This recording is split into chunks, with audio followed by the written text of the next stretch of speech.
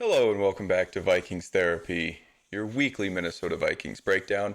This week we'll cover what was a disappointing loss to the Ravens, what went wrong, and what needs to go right this week for our crucial division game against the Bears. It's our first home game in the division, so we got to come away with a win. And we'll take a look at some predictions for that game and also some news regarding injuries and free agent signings, and then how the Vikings can still make the playoffs. So, like I said, pretty disappointing loss this week.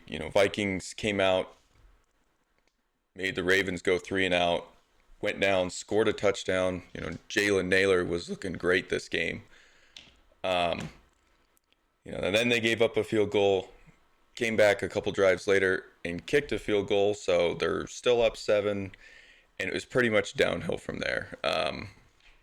Ravens went on to score, what was it, 16 points in a row, while the Vikings didn't really do anything until they scored a touchdown in the fourth quarter.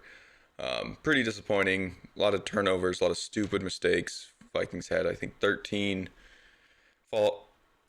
penalties, 8 of which were false starts, which is just insane for a team playing at home. Couple fumbles by our unsung player of the week last week, Miles Price, just came out and fumbled twice on back-to-back kickoffs. We lost one, which led to Ravens points, and then the second one, luckily, a Viking jumped on it, but just a disappointing loss. We definitely could have won that game. We just played very poorly in the second half, and honestly, really just after the first quarter. Our defense looked okay. I mean, they held Derrick Henry to like 70-ish yards. A lot of those were in the second half, but Lamar didn't really escape. Zay Flowers beat us on a couple plays, but we could have won that game. We just beat ourselves. So let's take a look at some of these plays. So we'll take a look at this big play by Jalen Naylor. It's 3rd and 5, early first quarter. Like I said earlier, Vikings had stopped the Ravens on their first drive. So here they're trying to come down on their first drive and score. You'll kind of see this theme a lot. 3rd and medium, 3rd and short.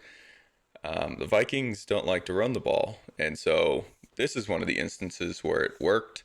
We'll talk about it a bit more later, but it did not work a whole lot this weekend. But this play will be perfectly drawn up play.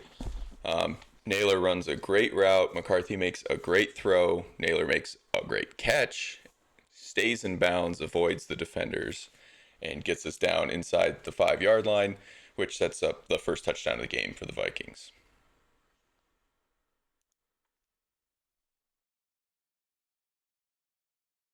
So you can see Naylor's off on his route. McCarthy has a clean pocket. He's got his drop back, planting, getting ready to throw. He's throwing, and Naylor's only 5 yards downfield, so he knew where he was going with the ball. Like I said, well drawn up play. Naylor goes and makes a great over the shoulder catch. And if you look here, you can actually see Naylor's eyes are looking at where the out of bounds is, not worried about the defender, and he'll make a great job of staying in bounds here. Stiff arms a defender, and then a third defender tackles him for 1st and goal. So now we'll take a look at Miles Price's fumble. Not the best highlight to look at. Ravens had just scored coming out of halftime, taken their first lead. We are kind of hoping to get a boost. Miles Price has been so good, and he honestly probably should have just let this one go, kneeled it down, but instead he decided to take it out, and not the best result. He ended up having another fumble later on in the game that the Vikings recovered. However, this one they did not, and it ended up setting the Ravens up for another score.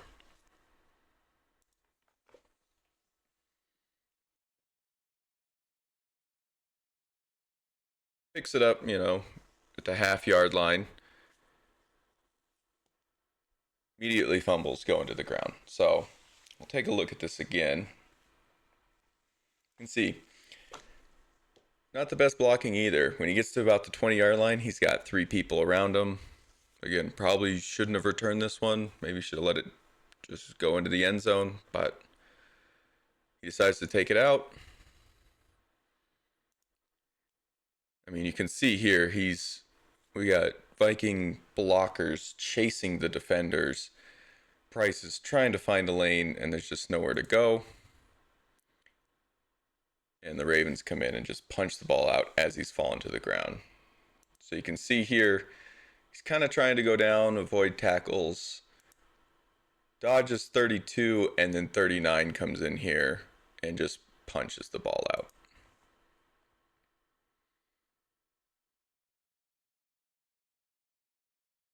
McCarthy's coming onto the field visibly frustrated. And it makes sense because it led to easy Ravens points.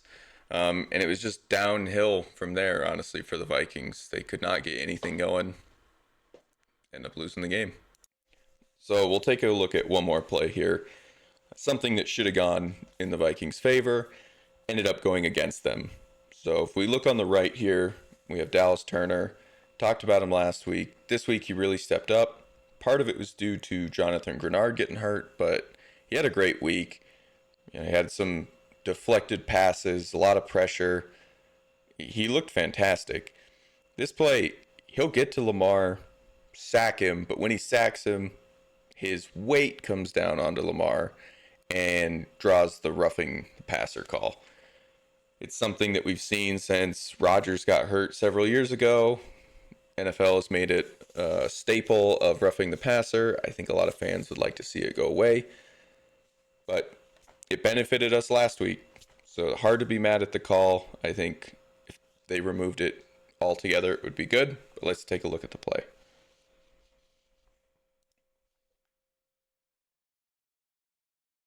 So right away, great off the ball speed by Turner. He's got three people trying to block him and just splits through him. I don't know what the running back's doing, not blocking him. Free shot on the quarterback. And they said him picking him up and driving him to the ground with all his weight is what draws the flag.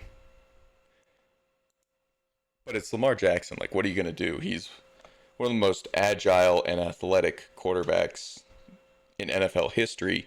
You got to wrap him up. You're trying to take him down. I don't know what he's supposed to do in that situation. Bummer for the Vikings. Ends up in a first down on a third down play. Again, something that should have been good went downhill, and that was kind of the theme throughout this week for the Vikings. So let's talk about some of the takeaways from this week. Again, big one, hurting ourselves here. Penalty yards. There's 13 penalties here. You can see from this graph, none of them were declined, so all enforced. 13 total for 102 yards. None in the first quarter, so all of these are coming starting the second quarter, third quarter, fourth quarter. And the big thing that jumps out here is for a team playing at home, 8 false starts is unacceptable. I mean, no team could ever win doing that, especially with a home game. So just really disappointing. You can see here, a lot of these are on first down too. So the Vikings start by playing behind the sticks. Pretty hard to win when you're doing that. There's a couple in here. I think there was one on special teams that was a holding on a punt return, I think. And then another big one was the illegal blindside block on Adam Thielen in the third quarter. The big thing about this one was it could have been offensive pass interference. It was kind of on a screen pass, little out route. Adam Thielen comes down and crack blocks one of the DNs, but he's technically running a route. But the bad thing about this one was because it's an illegal blindside block, they called it a personal foul.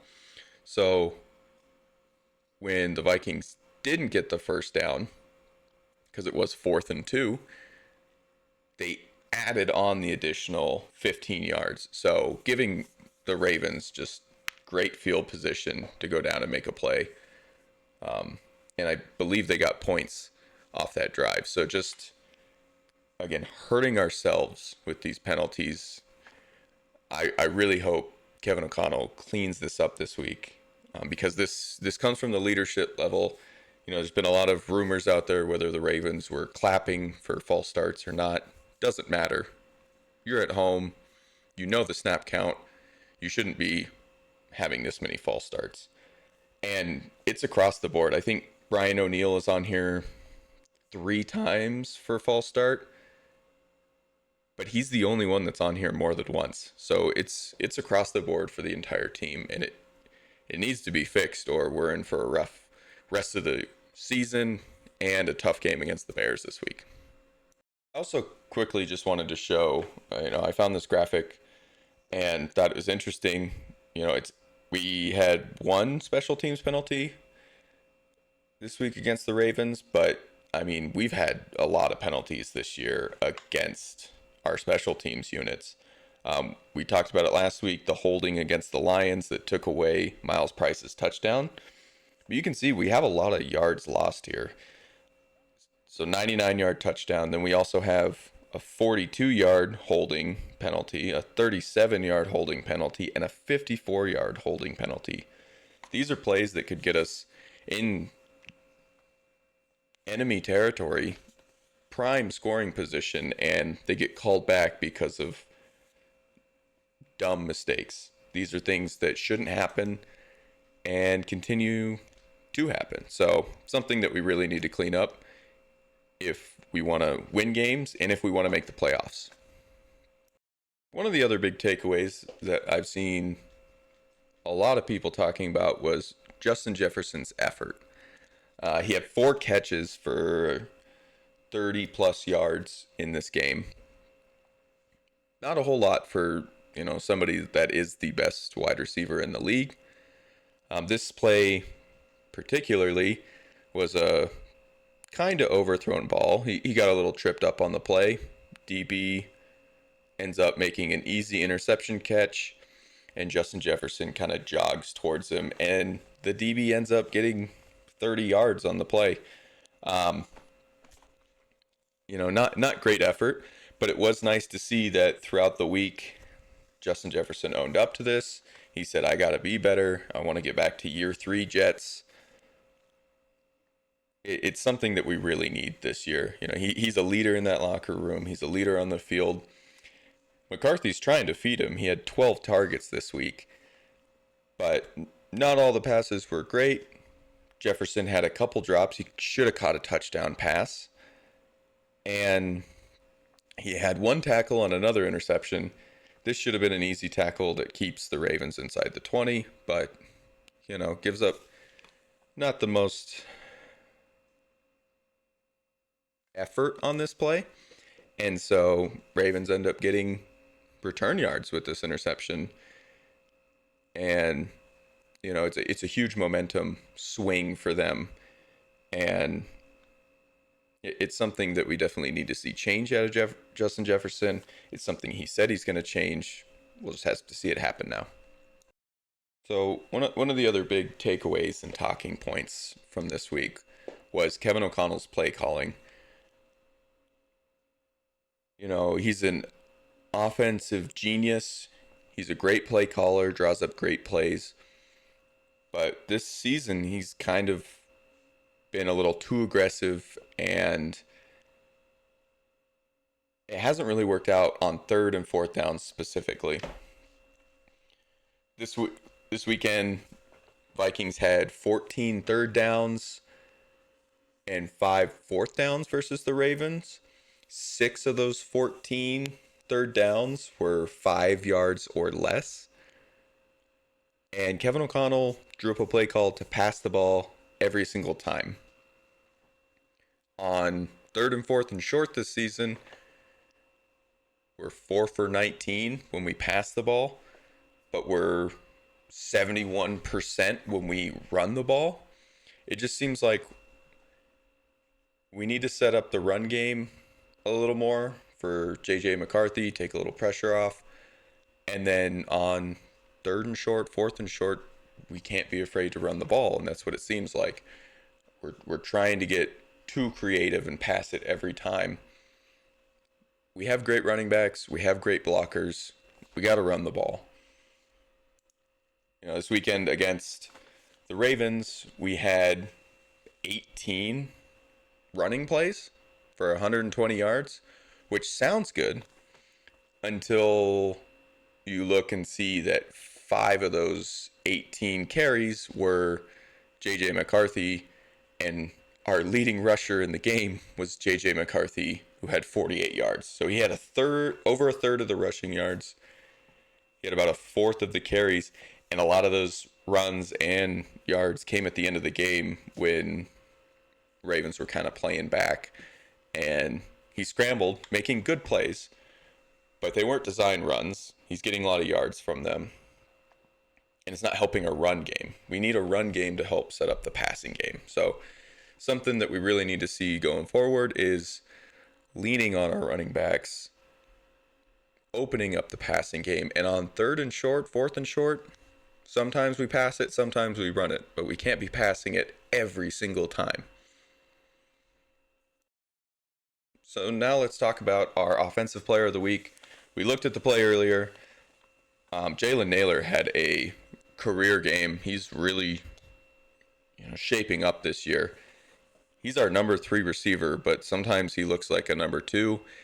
And on some teams in the NFL, he would be a number 2, maybe a 1B. So it's been really nice to see Jalen Nailor, kind of having a breakthrough season. And really, this game was nothing different. I mean, his best game yet. He had a team leading 5 receptions on 6 targets, so most of the passes going his way he caught. He had 124 receiving yards, 1 touchdown. He had a 62-yard catch, and what's impressive is he had the 62-yard catch and he had a touchdown. It wasn't the same play. And he was the highest rated player by PFF this week, or highest rated Vikings player at 87.5. So, great week for Jalen Nailor, one of the few bright spots. On defense, this week it's Jalen Redmond, and we kind of let the Ravens get away in the second half, but Redmond was there all game. He's been there all season. He's been very consistent. I threw his stats on here, and they're not all that impressive, but you can really see the impact he has when you watch the game. He had 5 solo tackles out of his 8 total tackles, so he can stop the run game.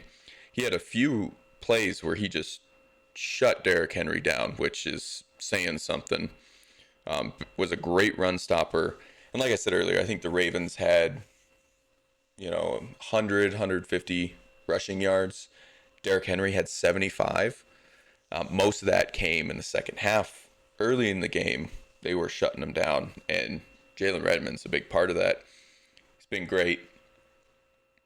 And, 150 yards isn't the best, but against the Ravens, it's pretty good. They have literally 2 of the best rushers in the NFL at quarterback and at running back. And then they have a good backup, too, in Justice Hill.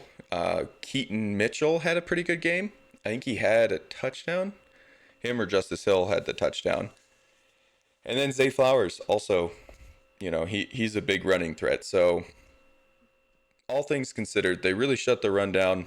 Jalen Redmond was a huge part of that. And he had a pretty good PFF grade as well at 75.5. So our unsung Viking of the week is Dallas Turner. We saw his sack earlier. I'm calling it a sack. You can see it on a stat sheet here.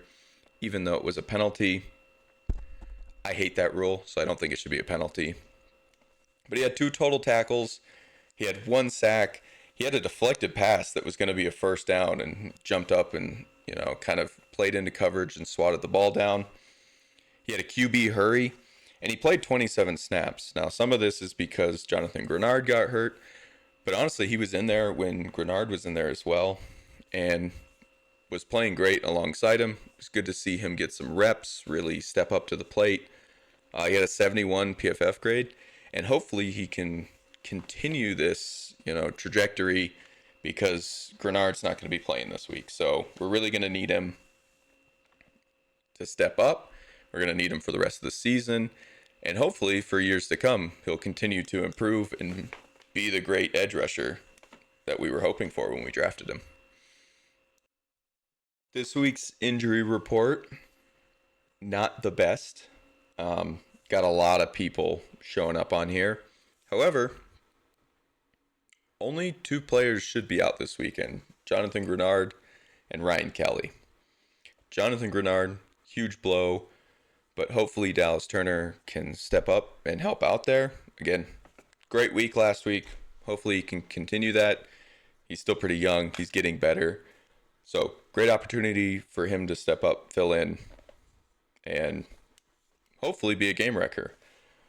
Ryan Kelly, kind of knew he'd be out. We did activate him from IR, so he's got a 21-day practice window. Hopefully we can get him back next week, maybe the week after, but he's out this week. Good news, though, everybody else here should be playing. O-line looks pretty good. We have Gink back. He's been back the last couple weeks, but always good to have him. Josh Oliver should be back. Theo Jackson was a full participant this week. Aaron Jones, limited in practice, but played all last week. Should play this week. I mean, big boost to our run game there, and we need it. So, all things considered, we have 2 people out, 2 big names, but should be able to fill in and are pretty healthy for this week. For the Bears, I believe they activated Jalen Johnson, which I don't know if he'll play this week, but they activated him off IR. So if he does play, Jefferson's really going to need to step up and go demon mode. That year 3 Jets hopefully will come out. I think he's going to have a big game. So not the best news that Grenard and Kelly are out, but overall pretty good. And then in free agency news, we tried out Asante Samuel last week. I had kind of thrown it out there that I hope we sign him. Be good depth. Seems like Flores and O'Connell didn't think he was healthy enough, and they're okay with the depth that we have now because he went and signed with the Steelers. So he is no longer on our radar. Good luck to him. I hope he comes back healthy, but he will not be a Viking this year. So, some overreactions. The first one we'll talk about is the Vikings season is over. I think this is an overreaction. We started out the game last week well. The Ravens are a great team. They should make the playoffs now that they have Lamar back. We just beat ourselves in that game. If we can clean that up, I have no doubt in my mind that we could easily make the playoffs, if not win the division. We'll talk about that later. Vikings are only 2 games back with this loss, and honestly look like they're getting better each and every day. JJ McCarthy's still young. I'm not giving up on him yet. He's in his 4th game so far, and going into his 5th game this week, so still a lot of room to grow. He's still learning. We have a great team around him. I think O'Connell is a great play caller. Still a good chance for him to, shape up into a franchise quarterback. So I don't think our season's over. I think that's a bit of an overreaction. And I like our chances. So kind of along the same lines, we need to make a change at play caller. I think that's a bit of an overreaction. I think Kevin O'Connell is a great play caller. I think we've seen he's kind of a quarterback guru.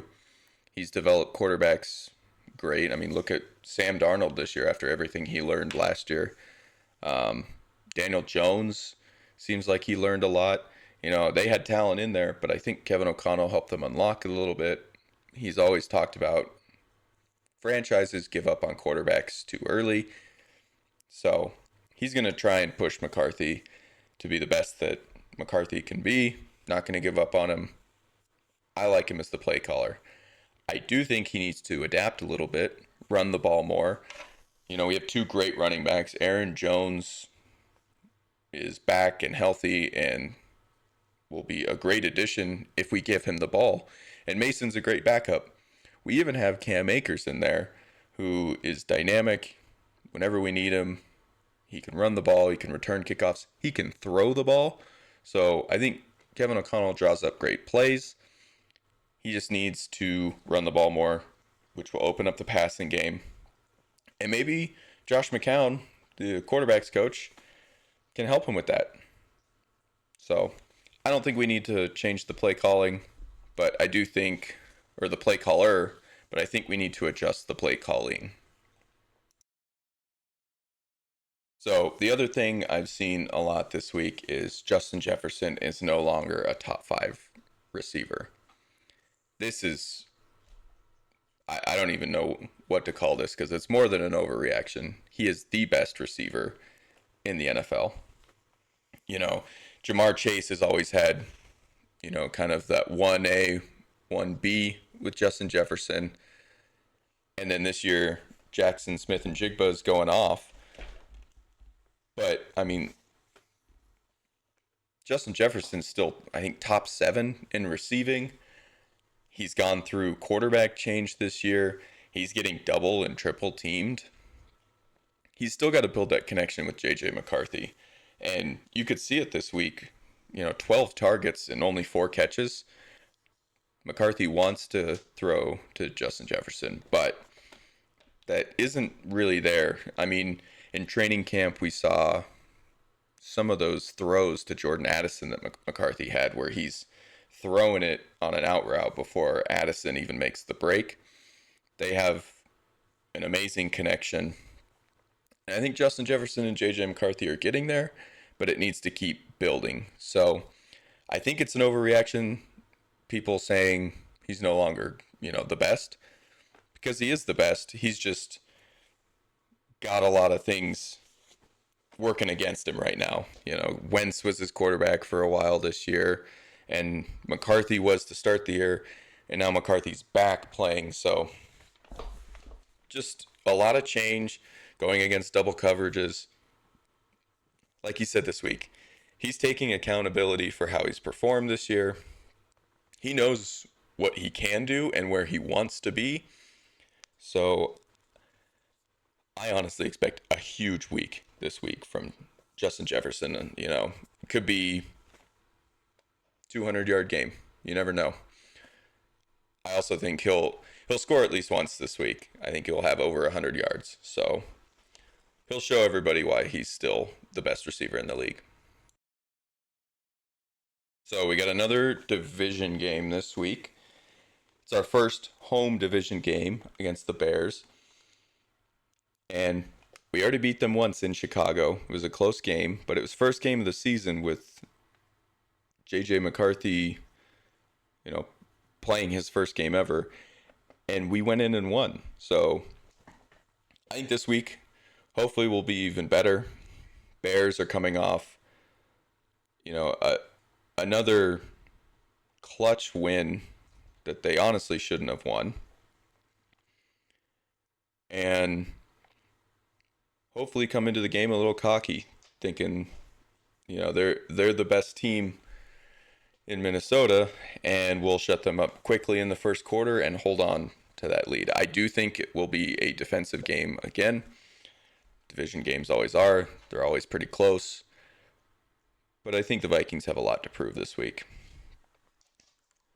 So we can take a look at, what happened last game. Vikings won 27-24. A couple of big stats here. We had 68 rushing yards with Jordan Mason. Our top receiver was Aaron Jones. McCarthy had, 2 touchdowns. He had 1 interception. But he had 143 yards passing. We had a solid performance from defense. And J.J. McCarthy in this game, just as a reminder, was statistically one of the worst quarterbacks for the first three quarters. And he turned into nine in the fourth quarter and led a comeback where we scored three touchdowns in the fourth quarter and won the game. So I think he's ready to step up. I think this will be a close game. I think the Vikings will win. You know, the Bears have a good defense, but it's not what it usually is. You know, this year, Caleb Williams looking pretty good, but you know, I think he's not what everybody thought he was yet. You know, Drake May's having a great year, and Jaden Daniels had a great year last year. So Caleb right now is kind of in that third quarterback zone, looking for something to prove. The receiving core for the Bears is all over the place. One week, DJ Moore is their best receiver, and then he disappears for a couple weeks. Then Rome Odunze is their best receiver, and he disappears for a few weeks. Their run game, DeAndre Swift, I believe, will play this week and has been okay this week or this year. And then they have that rookie running back. Uh, I don't remember his name, but he's had a big few weeks. So the key to this game, from a Vikings perspective, is shut down the run game, because Ben Johnson likes to use the run game to open up the passing game. If we can shut down that running game, and as you can see here, if we can contain Caleb Williams, because last time he had 60 yards rushing, we should be in a good spot to win this game. We'll also need to rely heavily on the run to open up our passing game. So hopefully we'll feed Jordan Mason and Aaron Jones.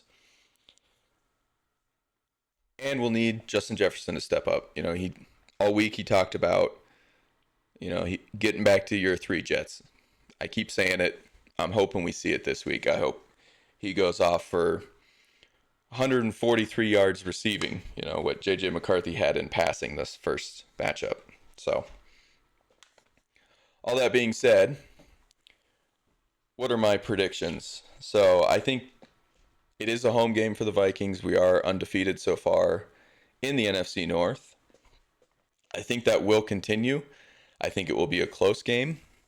I think we'll come out, take the lead, and hopefully hold on to it. I think the Bears will surge late, but I think we will hold them off, and the Vikings will win 27-17. Again, defensive game, Vikings come out on top.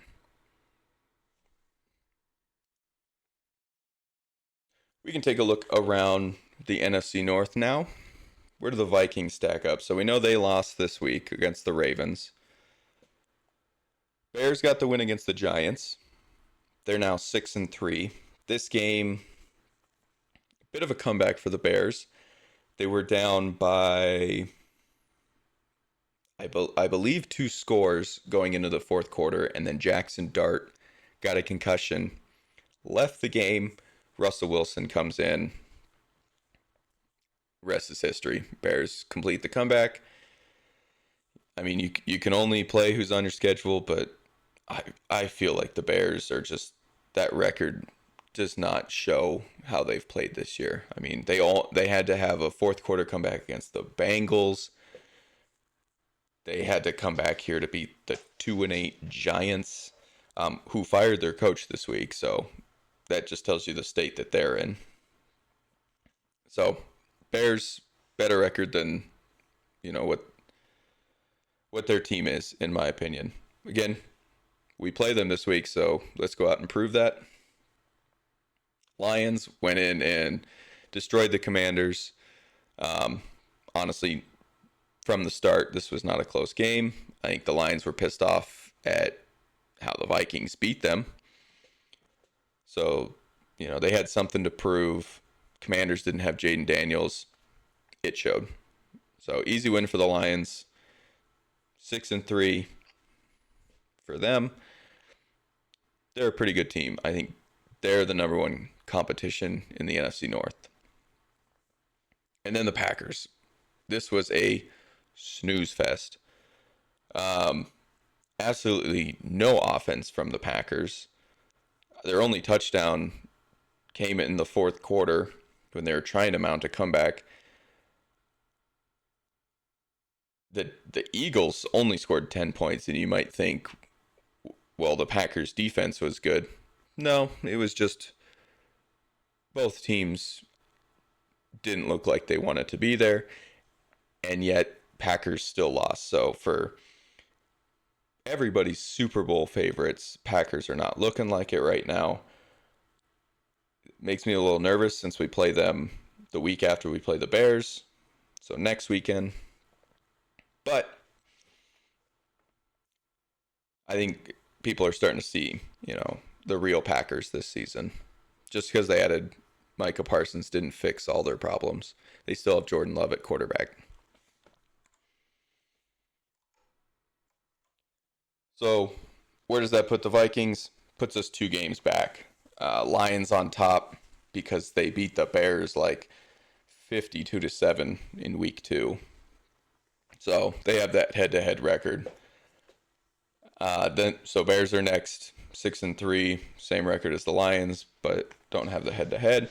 Then you have the Packers at 5-3-1 because they tied the Cowboys.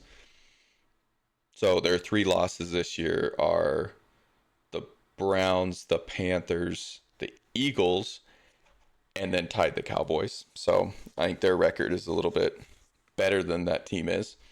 And then we sit at 4-5. Games in there we should have won. But like I said, I think we're starting that upward trajectory. Win this week will put us at 3-0 in the division. The only other undefeated team is the Packers, and they beat the Lions in week 1 and haven't played anybody since. So, good opportunity for us to kind of prove to the rest of the NFC North that we're not playing around, kind of step back up into striking distance of the NFC North leader and back in the playoff picture. This is what the playoff picture kind of looks like right now. We're still seated at that 10th spot. We're a half game behind the Panthers. We're a full game behind the Niners. And then the rest of the NFC North, they're taking up 3 spots in the playoffs. So 2 wild card spots, and then the Lions is the division winners as of today. So if we can start leapfrogging the NFC North teams, we should be in a good spot to make the playoffs. We are in arguably the best division in football. 3 teams in the playoffs as of now, and 1 team really close behind, a game and a half out. So if we can beat our our division, we can beat anyone. That being said, ESPN does not think we have the best chances to make the playoffs. They only give us a 8% chance to make the playoffs, 2% chance to win the division, less than 1% chance to earn the bye by being a top 2 seed, and less than 1% chance to make the Super Bowl. I don't necessarily want to think about the last 2. I think we got to focus first on making the playoffs, second, winning the division. 8% to me seems low. I think we were at 11 or 12% last week, so dropped a little bit with the loss to the Ravens, but the Ravens are a good team. We have a great schedule going forward, so I think it's very doable. I think it should be higher than 8%. The Bears, 49%. If we can beat them this week, we should really jump up, and the Bears should drop. Who knows what the Panthers are doing. And then really we're fighting in here with a couple teams. The Niners, who knows what the Niners are this year. We'll see this weekend with Brock Purdy back. And then really we're fighting with, the Lions, the Rams, the Seahawks, and the Packers. Seahawks, Rams play this week. One of those teams will win that division. The other one probably going to be in a playoff spot, a wild card playoff spot. Niners record's better than that team is. I think with all the injuries they have, they might start falling off. We already talked about the Packers and Bears, so there's a chance that we jump into this playoff seeding. We may have to play, the number 2 seed or the number 3 seed week 1 of the playoffs, but we got to start winning games to get there first. So we really got to focus on making the playoffs and then on winning the division, and that starts this week against the Bears. So thanks again for tuning into Vikings Therapy. In our game summary against the Ravens and our preview for the Bears. Don't forget to like and subscribe. And if you have any questions or comments or overreactions that you want to see in the next video, be sure to leave a comment. Let us know what you think. Have a great week. Go Vikings. Skol.